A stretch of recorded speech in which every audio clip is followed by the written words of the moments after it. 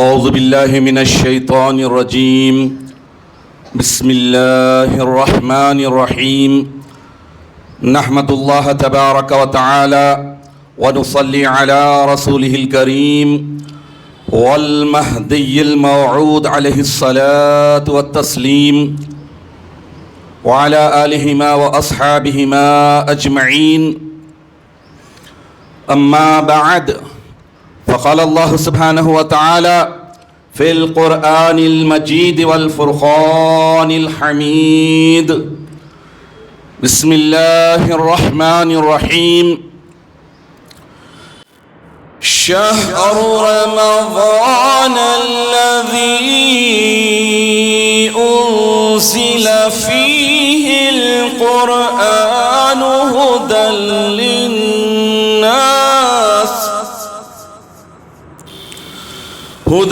للناس وبينات من الهدى والفرقان الى آخرہ صدق اللہ العظیم۔ سورہ بقرہ آیت نمبر 185۔ عزیزان محترم، یہ رمضان المبارک کا مقدس اور متبرک مہینہ ایسا ہے جو اللہ اور بندوں کو قریب کر دینے والا ہے، جوڑ دینے والا ہے۔ بندے رمضان المبارک کی برکتوں کے وجہ سے اللہ سے جڑ جاتے ہیں، قریب ہو جاتے ہیں، یعنی یوں سمجھ لیجئے کہ اللہ اور بندوں کے درمیان عشق اور محبت کا، معرفت کا یہ بڑا ذریعہ ہے رمضان المبارک کا مہینہ۔ عزیزان محترم، رمضان المبارک کے چاند نظر آتے ہی دیکھ لیجئے جو تبدیلیاں آتی ہیں بہترین دینداری کی، مذہبی، اخلاقی، سماجی، عبادت کی جو تبدیلیاں آتے ہیں وہ خود بتاتی ہیں کہ یہ رمضان المبارک کا مقدس مہینہ بندے اور مومنوں، اللہ اور مومنوں کے درمیان ایک بڑا پل ہے، ایک بڑا رابطہ ہے جو بندوں کو قریب لا دیتا ہے۔ اور واقعی آپ دیکھ لیجئے کہ صدیوں سے یہ بات بولی جا رہی ہے، دیکھی جا رہی ہے، سنی جا رہی ہے کہ رمضان المبارک میں وہ لوگ بھی آتے ہیں جو 11 مہینے غیر حاضر ہوتے ہیں یا پھر 11 مہینوں میں کبھی کبھی آ جاتے ہیں، لیکن رمضان المبارک کا مقدس مہینہ آتے ہی مومنوں کی اکثریت عبادت کی طرف آتی ہے، مسجدوں کی طرف آتی ہے۔ تو گویا واقعی یہ رمضان المبارک کا متبرک اور مقدس مہینہ ایک پل کا کام کر رہا ہے اور اللہ اور مومن بندوں کے درمیان یہ عشق کا ایک بڑا ذریعہ ہے۔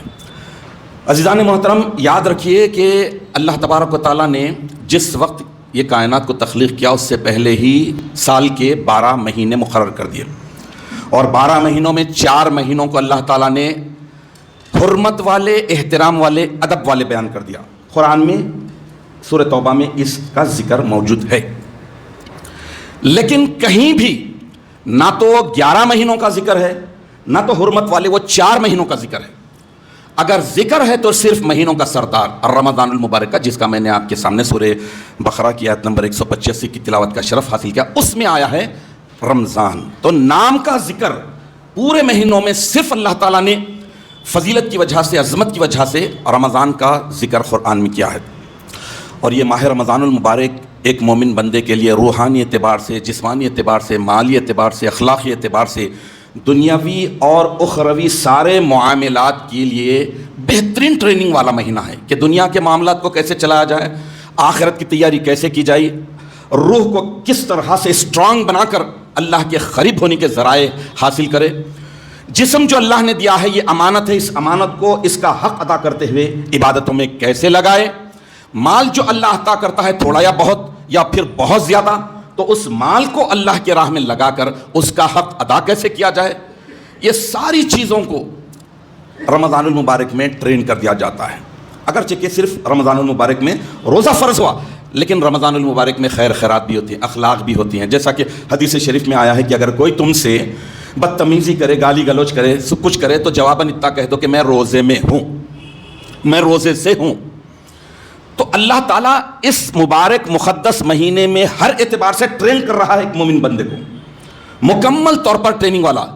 تو یہ رمضان المبارک کے فیوز و برکات بے شمار ہے، ان گنت ہے۔ اس میں ایک چیز یہ ہے کہ یہ مہینہ اس وجہ سے بھی بہت زیادہ متبرک ہے، سارے مہینوں کا سردار ہے، کیونکہ اس میں قرآن عظیم نازل ہوا۔ میں نے جس آیت شریفہ کی تلاوت کا شرف حاصل کیا اس میں اللہ تعالیٰ ارشاد فرما رہے ہیں کہ شہر رمضان، رمضان وہ مہینہ ہے الذی انزل فیہ القرآن، اس میں قرآن نازل ہوا، ھدی للناس، لوگوں کے لیے ہدایت ہے، وبینات، اور کھلی آیتیں، تو اور فرقان حق اور باطل میں فرق کرنے والا ہے۔ تو قرآن کو اس مقدس مہینے میں، سب سے بڑے مینیفیسٹو کو اس مہینے میں نازل کر کے اللہ تعالیٰ نے اس مہینے کی برکت کو، عظمت کو چار چاند لگا دیا۔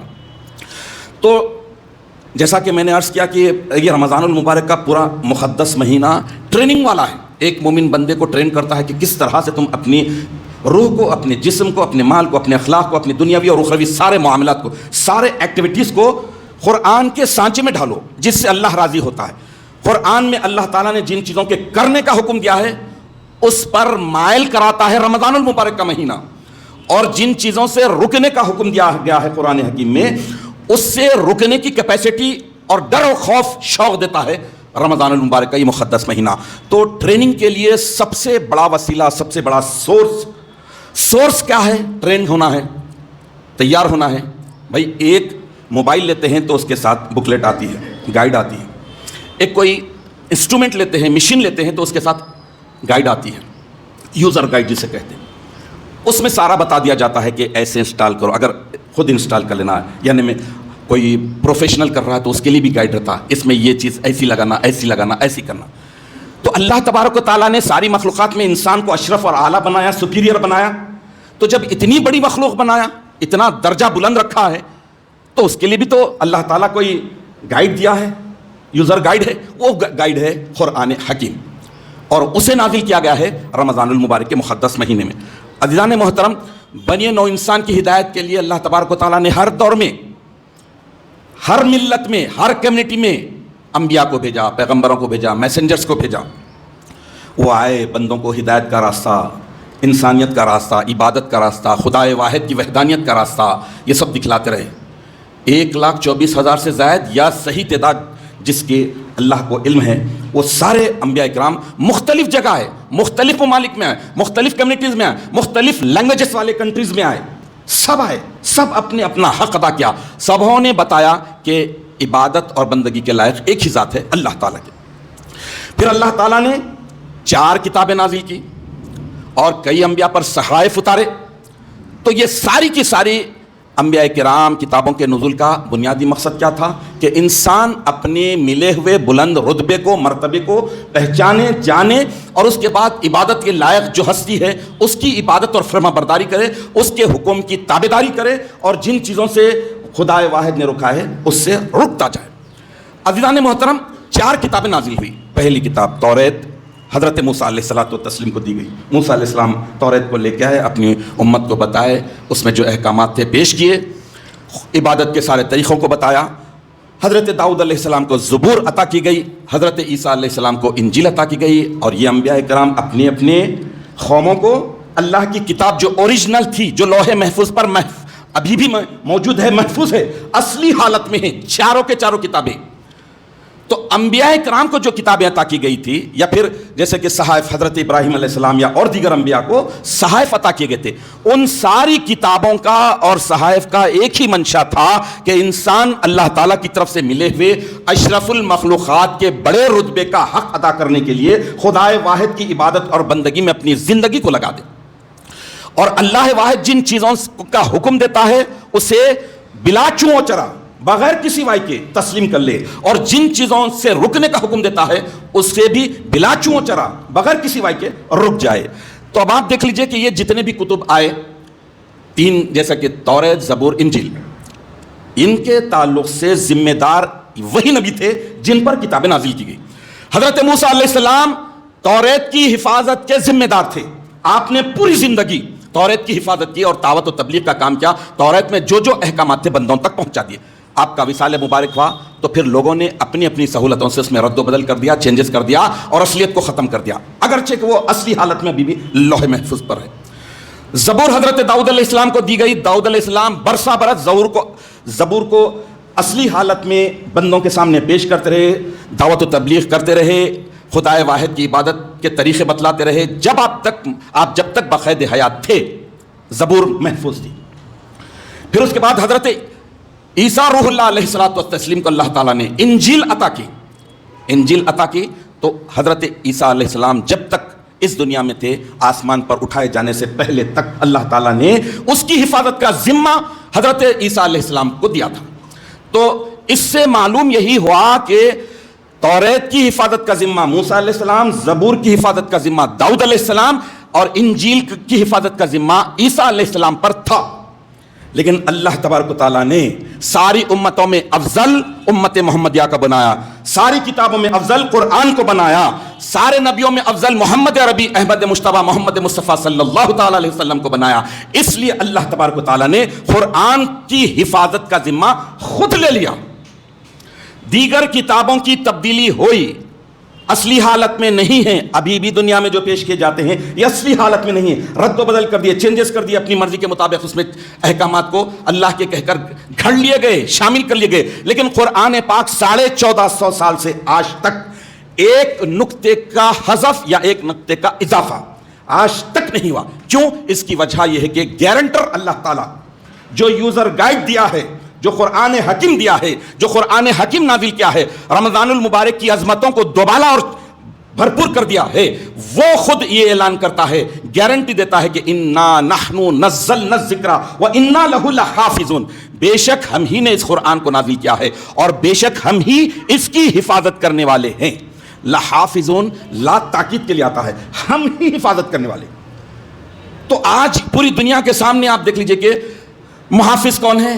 حفاظت کرنے والا، پروٹیکٹ کرنے والا اللہ تعالیٰ. اس لیے 1450 سال، جیسا کہ حضرت عیسیٰ علیہ السلام کا ذکر لے لیتے ہیں کہ حضرت عیسیٰ علیہ السلام تقریباً حضور اکرم صلی اللہ تعالیٰ علیہ وسلم خاتم النبیین کے دنیا میں تشریف لانے سے قریب 550 یا 600 برس پہلے آئے تھے. آپ کی حیات یہاں پر جب تک اللہ نے آپ کو زمین پر رکھا، اس کے بعد اپنی مرضی سے، اپنی مشیت سے جب آسمان پہ اٹھا لیا، تو اس وقت تک انجیل صحیح حالت میں تھی، اس کے بعد بدل گئی. تو 550 سال میں اسی وقت انجیل کو بدل دیا گیا.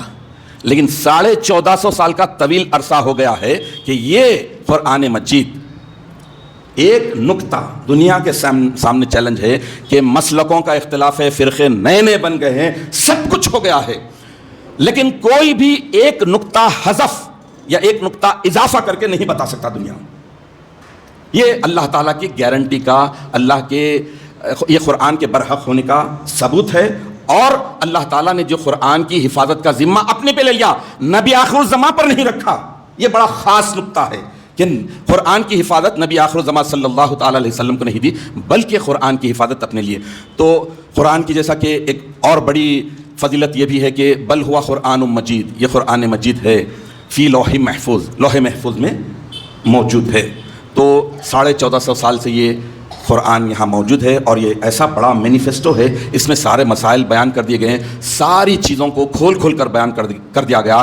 اور رمضان المبارک کے مقدس مہینے میں اگر ایک مومن بندہ انابو الی اللہ، یعنی جو رمضان میں اللہ تعالیٰ یو ٹرن لینے کی جو توفیق دیتا ہے، جو صلاحیت دیتا ہے پلٹنے کی، توبہ کرنے کی، اس کی اگر توفیق مل جاتی ہے، دروازے کھل جاتے ہیں، تو یہ رمضان المبارک کی خصوصیات میں سے ہے. تو پھر اس کے بعد ففروا الی اللہ، یعنی وہ اللہ کی طرف دوڑنے کے قابل بنتا ہے. تو یہی اللہ کا فضل بنتا ہے. تو رمضان المبارک کا یہ مقدس مہینہ نزول قرآن کی وجہ سے عظمتوں والا ہو گیا ہے. عزیزان محترم، جامع ترمذی کی ایک حدیث شریف ہے، حدیث نمبر 2926 حضرت سعید خدری رضی اللہ تعالیٰ عنہ سے مروی حدیث شریف ہے. حضور اکرم نبی مکرم سرکار دو عالم نور مجسم صلی اللہ تعالیٰ علیہ وسلم ارشاد فرماتے ہیں کہ اللہ رب العزت فرماتا ہے. جہاں حدیث میں اللہ فرماتا آتا ہے تو سمجھ لیجئے کہ وہ حدیث قدسی کہلاتی ہے، یعنی کتاب اللہ کے بعد اس کا درجہ ہوتا ہے اور احادیث شریفہ سے اس کا درجہ بلند ہوتا ہے. تو اب اس حدیث میں اللہ فرماتا ہے کہ جس شخص کو قرآن اور میرا ذکر اتنا مشغول کر دے، اتنا مصروف کر دے، اتنا بزی کر دے کہ وہ مجھ سے کچھ مانگ بھی نہ سکے، تو میں اسے مانگنے والوں سے بھی زیادہ عطا کر دیتا ہوں.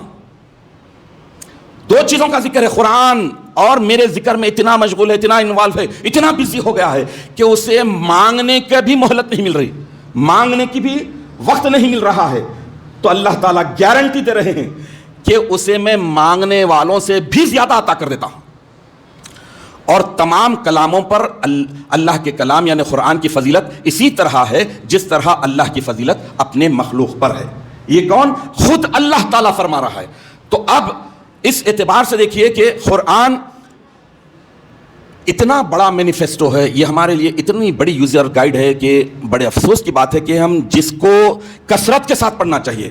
قرآن خراء سے بنا ہے، قرآن کے معنی ہی لغت میں یہ بتائے گئے ہیں کہ بار بار بار بار ریپیٹڈ پڑھی جانے والی کتاب، بار بار پڑھی جانے والی کتاب، بار بار پڑھی جانے والی کتاب کو قرآن بول رہے ہیں۔ تو بار بار پڑھ رہے ہیں یا ایک آدھ بار پڑھ رہے ہیں، یہ جائزہ خود لینا ہے۔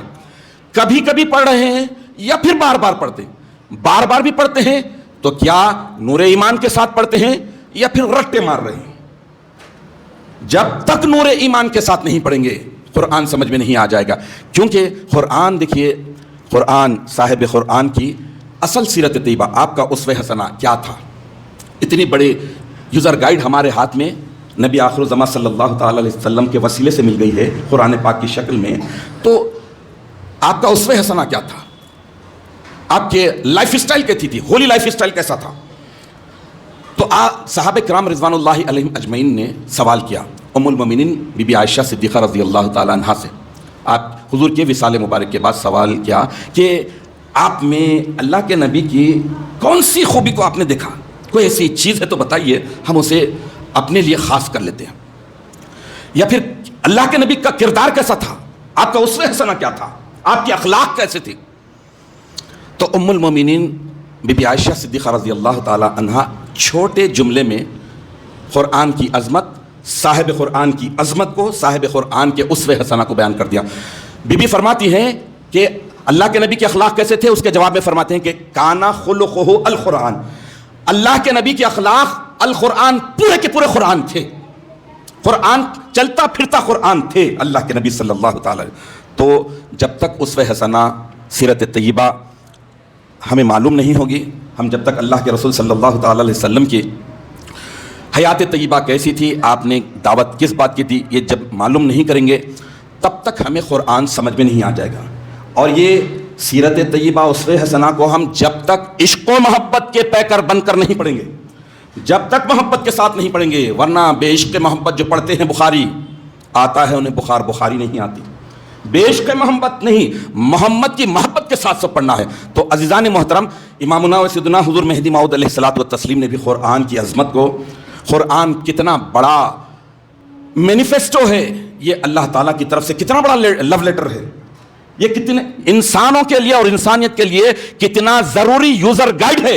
امامنا مہدی علیہ السلام ارشاد فرمائے کہ قرآن عشق نام الہی اصل، لو لیٹر ہے اللہ کا، اور لو لیٹر کو لفظ کے بغیر پڑھتے ہیں یعنی نفرت کے ساتھ تو پھر ابو جہل قرار پاتے ہیں، اگر عشق کے ساتھ پڑھتے ہیں، محبت کے ساتھ پڑھتے ہیں تو ابو بکر قرار پاتے ہیں۔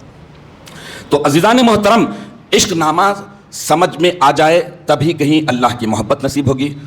اللہ تعالیٰ کی محبت، اللہ تعالیٰ کی معرفت، اللہ تعالیٰ کا عشق جب پیدا ہو جائے گا تو انسان قرآن میں اور اس کے ذکر فکر میں اتنا مشغول، اتنا مصروف ہو جائے گا کہ مانگنے کی اسے ضرورت ہی نہیں رہے گی، فرصت ہی نہیں ملے گی، اور اللہ تعالیٰ اس کی اس اعلیٰ درجے کو دیکھ کے، اس کے عشق کو دیکھ کر مانگنے والوں سے زیادہ عطا کرتا ہے۔ تو یہ رمضان المبارک کا مقدس مہینہ ہمیں بتا رہا ہے کہ قرآن بھی موٹیویشنل ہے اور رمضان المبارک بھی موٹیویشنل ہے۔ اگر ہمارے پاس عشق ہے، محبت ہے اللہ تعالیٰ سے، تو انسان کو بدل کر رکھ دینے میں ایک ماڈل بنتا ہے رمضان المبارک بھی اور قرآن بھی۔ لیکن شرط ہے کہ ہم اپنے اندر محبت پیدا کریں، شرط ہے کہ اللہ کی معرفت کیا ہوتی ہے اسے جاننے کی کوشش کریں۔ اسی لیے امامنا مہدی موعود علیہ الصلوۃ والتسلیم ایک موقع پر یہ بھی ارشاد فرمائے کہ برائے فہمیدن قرآن وقتے کے بیان کردہ شود نور ایمان بس است۔ برائے فہمیدن قرآن، قرآن کو سمجھنے کے لیے جب کہ وہ بیان کیا جاتا ہے نور ایمان بس ہے، تو قرآن پڑھنے کے لیے، سمجھنے کے لیے، سننے کے لیے سب سے بڑی جو چیز ہے وہ نور ایمان ہے۔ اور نور ایمان اللہ کی سچی محبت سے، اللہ سے عشق لگانے پر، اللہ سے لو لگانے پر آتی ہے۔ تو میں نے جس آیت شریفہ کی تلاوت کا شرف حاصل کیا اس میں اللہ تبارک و تعالیٰ رمضان کی فضیلت کو بیان کرتے ہوئے ارشاد فرما رہا ہے کہ شہر رمضان، رمضان ایک ایسا مہینہ ہے انزل فیہ القرآن، اس میں قرآن کو اتارا گیا۔ اب عاشق یہ دیکھنا ہے، اگر عشق پیدا ہو رہا ہے، محبت پیدا ہو رہی ہے، تو عاشق کا کام یہ ہے کہ لو لیٹر میں کیا لکھا ہے، حکم کیا دیے جا رہے ہیں، حکم احکام کیا ہیں اور ممنوعات کیا ہے، روکا کن باتوں سے جا رہا ہے، یہ لو لیٹر میں عاشق کو دیکھنا چاہیے۔ عشق کا تقاضا یہی ہے کہ جو حکم دیا جا رہا ہے بلا چوں چرا فوری سر تسلیم خم کر لے اور قبول کر لے۔ لو لیٹر میں معشوق حکم دے رہا ہے کہ ان چیزوں سے رک جاؤ، رک گئے، روزے میں کھانے پینے سے رکنے کا حکم دیا، رک گئے، کیوں؟ یہ رمضان کی برکت ہے، یہ قرآن کی عظمت ہے، رکنے کا حلال چیزوں سے۔ تو یہ معشوق جو ناپسندیدہ چیزوں سے دوری اختیار کرنے کا حکم دیتا ہے، فوری اختیار کر لینا چاہیے۔ تو عشق اور محبت جتنی دیوانگی میں آئے گی، جتنی جنون میں آئے گی، جتنی آپس سے باہر ہوگی، اتنا اللہ کا عشق بڑھتا جائے گا، اتنا رموز کھلتے جائیں گے، قرآنی تعلیمات سمجھ میں آتے جائیں گے، نور ایمان بڑھتا جائے گا، اور اس کے بعد لو لیٹر میں معشوق کیا لکھ رہا ہے اس کو قبول کرنے میں بھی کوئی دقت نہیں آئے گی، اور جن باتوں سے روک رہا ہے اس سے رکنے میں بھی کوئی دقت نہیں آئے گی۔ تو اللہ تعالیٰ سے دعا یہ ہے کہ تو اپنے فضل و کرم سے رسول مہدی کے صدقے سے ہمیں اس بات کی توفیق عطا فرما کہ ہم رمضان المبارک کی عظمتوں کو سمجھتے ہوئے، قرآن کو عشق نامہ الہی سمجھتے ہوئے پڑھنے کی سعادت حاصل کریں، اور اللہ تعالیٰ ہمیں اس بات کی توفیق عطا فرما کہ قرآن میں جو حکم احکام ہیں اسے پورے طور پر قبول کریں، اور جو چیزوں سے منع کیا گیا ہے اس سے رکتے جائیں۔ آمین یا رب العالمین، وآخر دعوانا ان الحمد للہ رب العالمین۔